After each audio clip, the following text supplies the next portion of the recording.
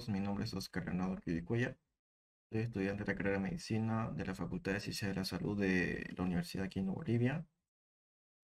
Actualmente pertenezco a la staff docentes de la materia de Anatomía y Fisiología en la Harper Academia y bueno, también soy contribuidor en UDocs y puedes ubicarme también en Instagram como @cirujano en progreso. Pues bien, en este ciclo de temas te voy a hablar sobre lo que vendría a ser la fisiología respiratoria, que va a abarcar un transcurso de 6 temas. Y en este primer tema vamos a hablar de lo que vendría a ser la mecánica de la respiración.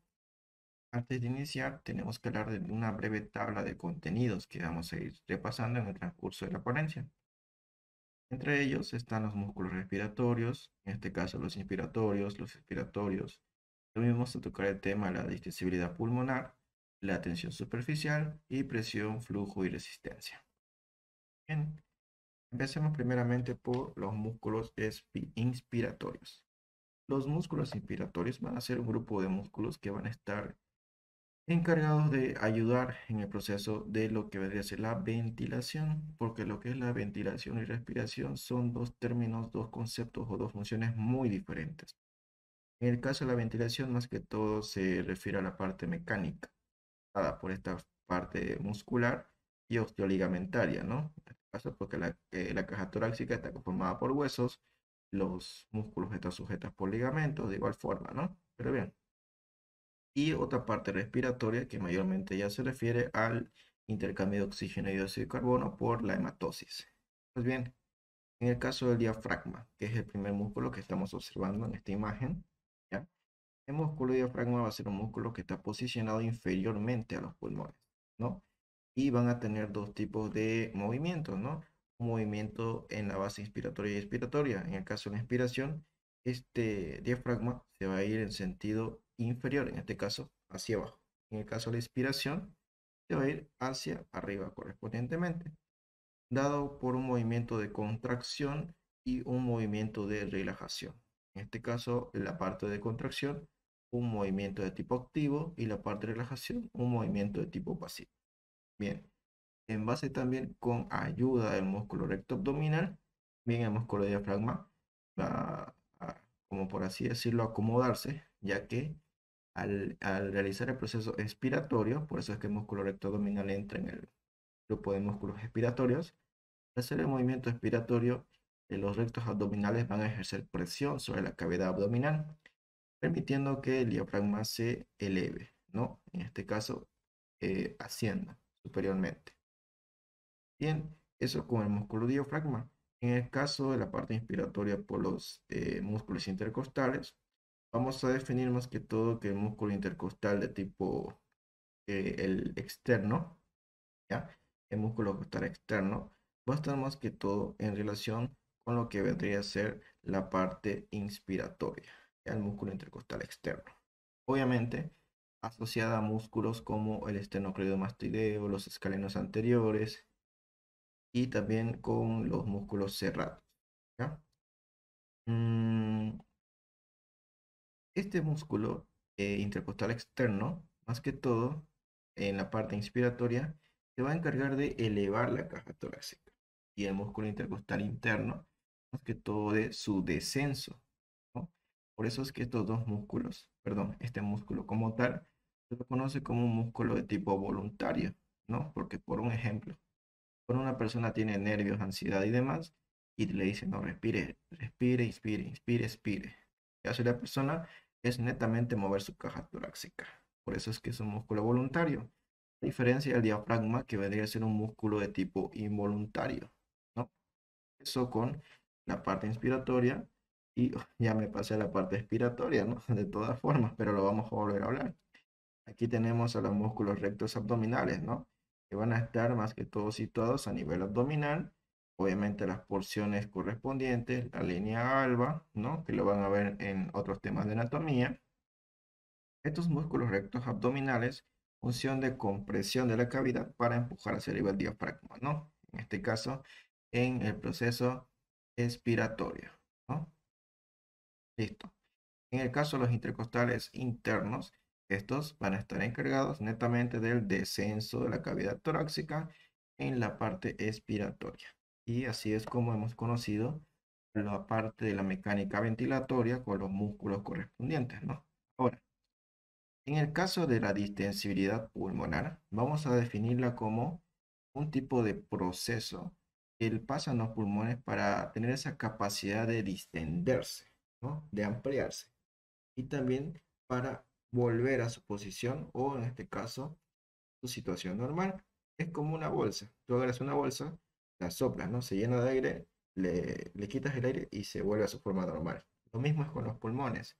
Son como bolsitas que donde en esas bolsitas al entrar aire va a producir hematosis y cuando tenga que botar el aire, en este caso el dióxido de carbono, se va a volver a su posición normal. Aquí lo que tenemos, según Constanzo y según Guyton. En el caso de Constanzo, da dos tipos de distensibilidad, una pulmonar y una combinada. En este caso, la de Constanzo, ¿no? En el caso de Guyton, nos habla de distensibilidades en relaciones a las estructuras de los pulmones, más que todo en el tipo de, en este caso, mediante característica histológica, ¿no? En este caso, por los tipos de presión que se van manejando, ¿no? Aquí igual casi es lo mismo. En este caso, mayormente Constanzo habla de la presión pleural. En Gaito también se habla un poco de la presión alveolar. En este caso tenemos aquí un cuadro que nos explica sobre el tema del llenado, ¿no? El llenado en la parte inspiratoria y expiratoria. En este caso, la parte inspiratoria se va llenando por un valor, más que todo de -5. Aquí, si lo podemos observar bien, con un valor de -5, la parte expiratoria, ¿no? En el caso de la presión pleural. En el caso de la presión pleural en la fase inspiratoria, esta va a llegar a un periodo de -7.5. Ahora, si nosotros recordamos matemáticas, la línea esa, ¿no? Que se hacía para separar números positivos de negativos, teníamos en cuenta que todo número esté lejano al número inicial iba a ser más negativo y todo número más proximal iba a ser más positivo, ¿no es cierto? En este caso, entre el -5 y el -7.5, el -5 sería un valor más positivo.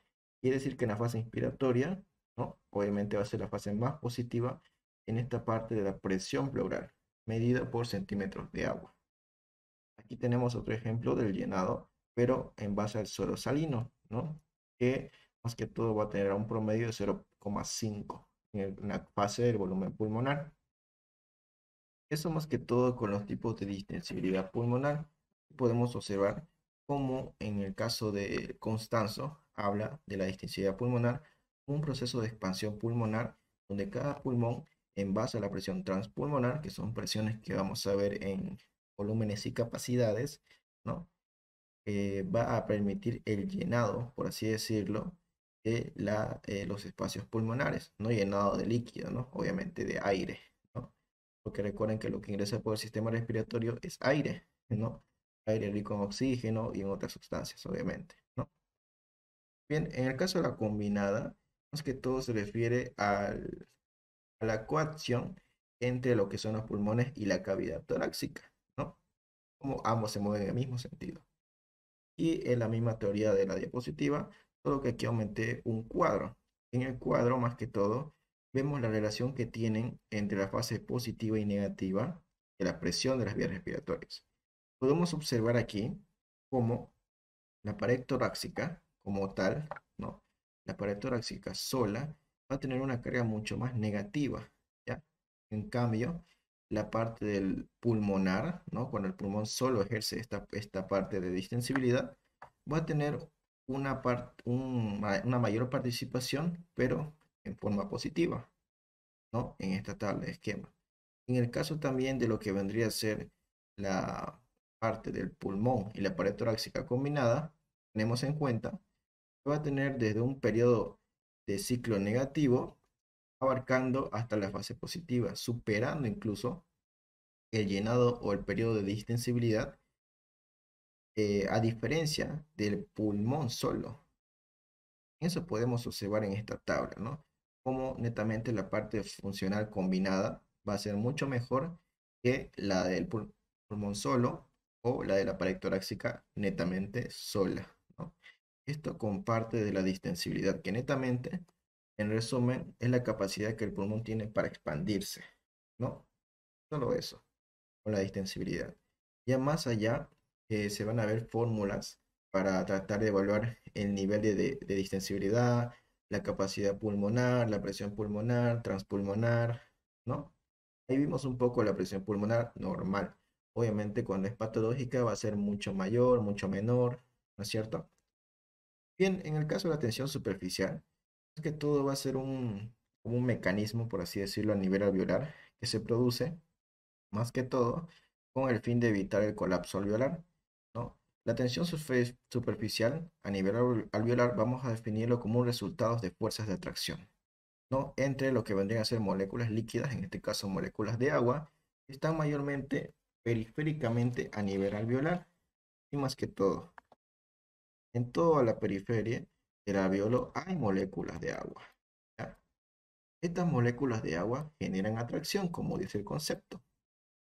Obviamente, al generar atracción, todo el aire que está aquí contenido va a tener que salir por el sistema correspondientemente, ¿no es cierto? Ahora, como solo va a salir y no va a haber un mecanismo que ayude a que, por así decirlo, se reduzca esta presión, el alveolo puede colapsarse. Es decir, que el alveolo, en vez de estar todo inflado, va a quedar todo flacuchento como esos globos que uno desinfla así de la nada, ¿no es cierto?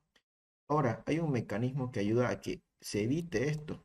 Ese mecanismo es gracias al surfactante, producido por las células planas epiteliales tipo 2, ¿no? Las tipo 1 son encargadas del proceso de matosis, ¿no? Intercambio de O2 por CO2. ¿Ya? Ahora, este surfactante pulmonar, la función que va a cumplir va a ser la reducción de esa presión alveolar, ¿ya? Mantenimiento de la tensión superficial. ¿Ya? En el caso de la presión alveolar, la fase inspiratoria la tiene en -1 y la expiratoria en +1. ¿Ya? Ahora, este surfactante va a evitar este colapso, es decir, las moléculas de agua van a botar el aire y el surfactante va a encargarse de otra vez volver, como se dice, extenderlo, ¿no? En este caso, volverlo a su posición normal. Moléculas de agua presionan afuera y surfactante vuelve a su posición normal, evitando ese colapso. Obviamente, cuando hay eh, un déficit en lo que es la producción de surfactante, se van a crear algunas otras patologías, ¿no? Como lo que era el SDRA, ¿no? Síndrome respiratorio. Y en el caso, digamos, de patologías que netamente tengan que ver con obstrucciones a nivel alveolar, que generen colapso alveolar, también se van a producir estos casos, como el tema de la atelectasia, ¿ya? Otras cosas para hablar del surfactante, pues simplemente, ya lo hablamos, ¿no? Sintetizado por células tipo 2 tipo planas, ¿no? Y también estas van a contener fosfolípidos, proteínas, más que todo la dipalmomitolifosfatilicolina, ¿no? Y principal función, reducción de la tensión superficial, ¿no? Todo esto en base a mecanismos homeostáticos, porque recuerden, la homeostasis tiene que mantener equilibrado todas las funciones a nivel del organismo. Y en este caso también lo incluye a la tensión superficial. Por último, el punto que vamos a hablar, que digamos que todo se base a fórmulas, ¿no? En este caso, las relaciones entre el flujo aéreo, resistencia y presión vascular, ¿no?